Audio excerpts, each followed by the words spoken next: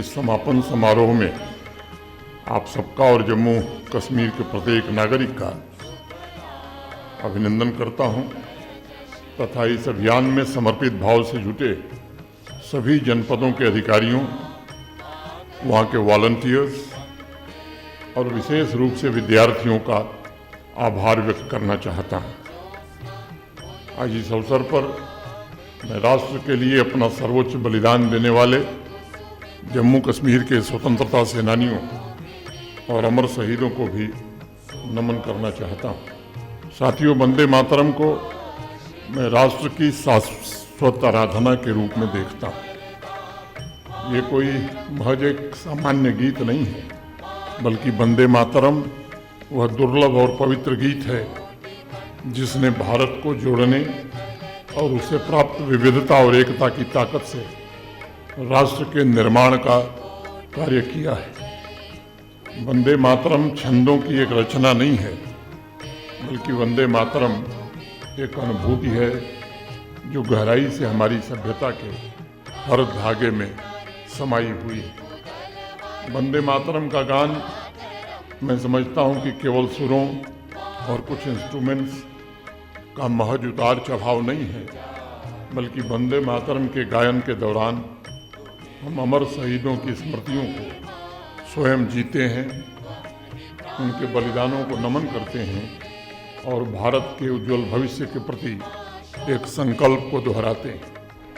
पिछले एक सप्ताह से जम्मू कश्मीर के कोने कोने में इस स्पेशल फेज का आयोजन ये केवल औपचारिकता नहीं थी, बल्कि मैं मानता हूं कि एक जम्मू कश्मीर के स्तर का आत्ममंथन था और इस आयोजन के जरिए ये प्रयास किया गया कि हम अपने सांस्कृतिक मूल्यों को पुनः जीवित करने का संकल्प दोहरा रहे हैं और जन भागीदारी की जीवंत भावना से हर एक नागरिक को राष्ट्र निर्माण के इस महाअभियान में सहभागी बनाने का काम कर रहे हैं। मुझे इस बात की बेहद प्रसन्नता है कि इस अभियान के दौरान जम्मू कश्मीर के कोने कोने में लोगों ने, विशेष रूप से हमारी युवा पीढ़ी ने भाग लिया है।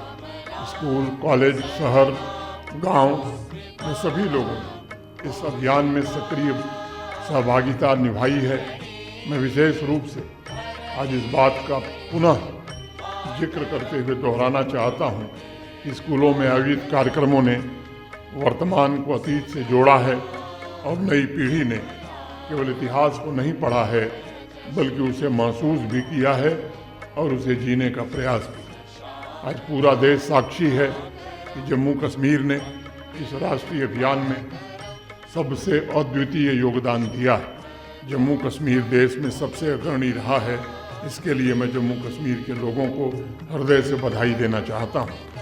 जम्मू कश्मीर में जब गांव-गांव, शहर-शहर यह गीत गूंज रहा था, तब स्वाभाविक रूप से मेरे मन में विचार पहुंचता था कि पूज्य बंकिम चंद्र चटर्जी ने एक ऐसा गीत रचा है जो हमारी चेतना का अस्थायी भाव है। मैं पूज्य बंकिम चंद्र जी को सिर्फ एक अद्वितीय लेखक और चिंतक ही नहीं मानता, बल्कि मैं उन्हें एक ऐसा तपस्वी मानता हूँ जिन्होंने 1875 में वंदे मातरम की रचना के द्वारा एक नया उद्घोष दिया और मातृभूमि को केवल जमीन का टुकड़ा नहीं, बल्कि पूज्य देवी के स्वरूप में हम सबके सामने प्रस्तुत किया। जम्मू कश्मीर में वंदे मातरम के लिए जो श्रद्धा और जुनून था, वो इस बात का प्रतीक है। इस मिट्टी ने अतीत के उस पीड़ादायक कालखंड को भुलाकर उस आदर्श, उस मूल्य को अपनाया है जिसके लिए पिछले 6-7 वर्षों में जी तोड़ मेहनत अनेक लोगों ने की है। मैं समझता हूँ कि जब जम्मू कश्मीर के प्रत्येक नागरिक राष्ट्र के प्रति तन, मन और धन से समर्पित होकर विकसित भारत के लक्ष्य के साथ काम करेंगे, तब वह सामूहिक भावना एक ऐसी शक्ति बन जाएगी जिसे कोई भी चुनौती रोक नहीं पाएगी। अभी जो सांस्कृतिक प्रस्तुति खासतौर से क्लस्टर यूनिवर्सिटी के बच्चों ने दी है, मैं भावपूर्ण प्रस्तुति में उनको हृदय से बधाई देना चाहता हूं। और जिन भी संस्कृति केंद्र के जिन हमारे साथियों ने प्रस्तुति दी, उन सबके प्रति मैं हृदय से कृतज्ञता ज्ञापित करता हूँ।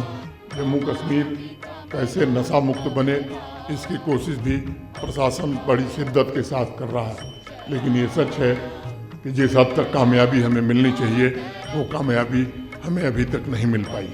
इसलिए इस अभियान को एक जन अभियान बनाने का निर्णय हम सब ने सामूहिक रूप से मिलकर के किया है। हम नशे को उखाड़ फेंकने में अपनी पूरी सक्रियता, अपनी पूरी भागीदारी का निर्वहन करें, क्योंकि एक ऐसी साजिश है कि पूरी युवा पीढ़ी को बर्बाद करने का षड्यंत्र कुछ लोग कर रहे हैं। वंदे वंदे वंदे